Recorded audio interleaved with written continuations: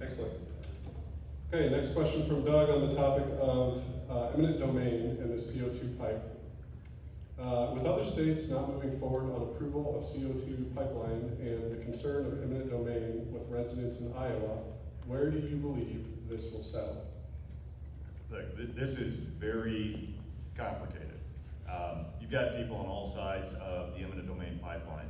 The bottom line is, we in the House have passed numerous proposals, and this isn't any dig on Senator Dawson. He's not in control of their calendar. He controls Ways and Means over there. But we have sent numerous proposals to try and protect private property landowner rights, to make sure that somebody's property is not taken away from them by the use of force through eminent domain by the government, specifically for private projects. Whether you agree with CO2 capture and sequestration, beside the point of protecting the private property rights. If you're gonna allow government to come in and take your property willy-nilly, what's the point of having private property? What's the point of having freedom? So we have passed a lot of different ideas, a lot of different ways to try and address the carbon sequestration pipeline or carbon capture and sequestration, and they made it to the Senate, but the Senate has not reached consensus on it. We passed a very large package this year, and it was about, what, 2 months ago now, Josh? Something like that, a month and a half ago. And it was amended in the Senate. I don't know what's gonna happen with it, but I can speak on behalf of my caucus.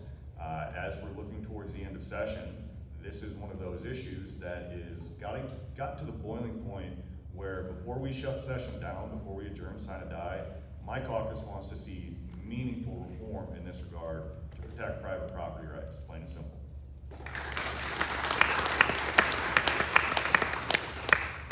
Yeah, it is what the pathway forward is, I don't know, honestly.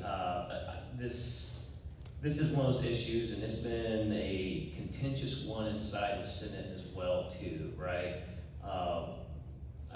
Inherently, I don't like the use of eminent domain. I think it should always be used sparingly. But this is a huge agriculture issue, and I think probably in anyone's caucus, you see it play out behind the scenes. A very Republican or Democrat, it's a pretty tense issue behind the scenes. And this is an issue where government has created a problem, right? First of all, government says that we reserve a right to some extent to, exercise eminent domain if we want to put an interstate through or whatever, right? Then government comes in, and whenever they want to incentivize industry or an activity, they create a bunch of credits, tax credits, I should say, sorry. And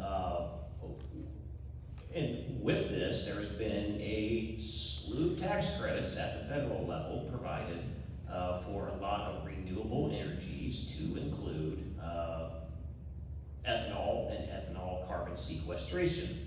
Coupled with that, we've got government in other states, i.e. California, that creates this carbon scoring, and for us to sell ethanol in those states, these ethanol plants now have to find a way to sequester their carbon, right? So the crappiest thing about this whole issue is that people that just want to be left alone,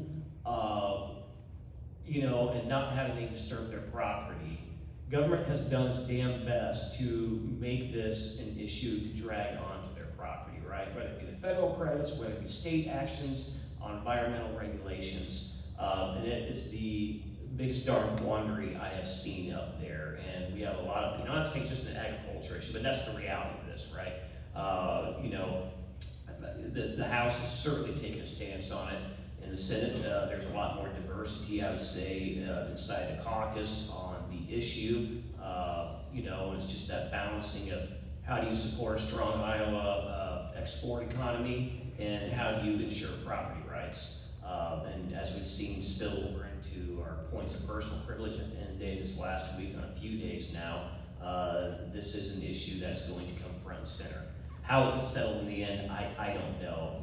I know a lot of our ag folks there, and I don't sit on ag committee, and I don't sit on some of these other things, so I weigh in on my opinion there, but the reality, I think there's going to have to be a kumbaya at some point in time of, is there a balance to even be struck, or is it simply cut out one side where it can go to eminent domain can't be used for these particular purposes? And that's one thing kind of stinks a little bit as well too, because I can darn well guarantee if you ask any legislature back in the 70s who crafted that piece of legislation, I don't think any of them on the vagueness of what the carbon capture pipeline is being used for today, I don't think anyone would have, believed that that would have been a proper use for what it's being used for today. But nevertheless, we got hundreds of millions of dollars flowing down from the federal government. We're getting squished by other states on their environmental rules, and here we have a hell of a fight inside the legislature. So.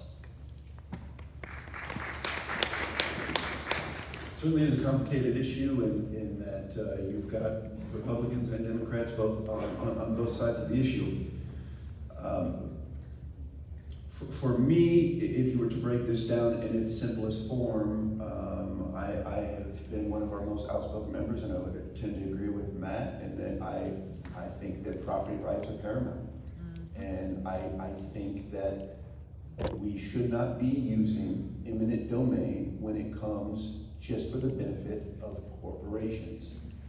And that's where my stance has been. And I've been one of the most vocal and outspoken about that. I actually pushed, even though we had people all over the issue last year when we ended up voting on this, I really lobbied hard to get every single Democrat to be in favor of this bill, because I think that it's that important that we need to stand for private property and for property rights.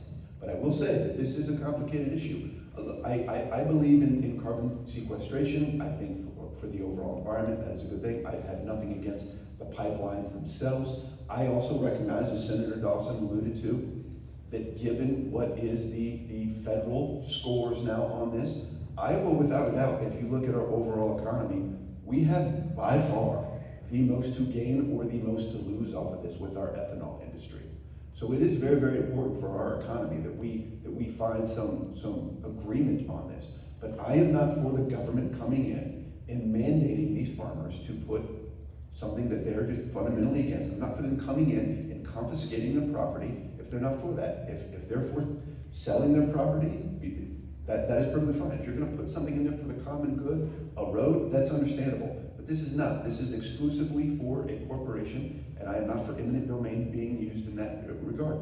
And one last point on there is, Senator Dawson said that this is an example of government getting in the way.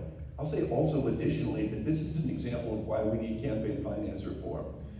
I would just say, without impugning anyone, if you follow the money, things start to make a lot more sense.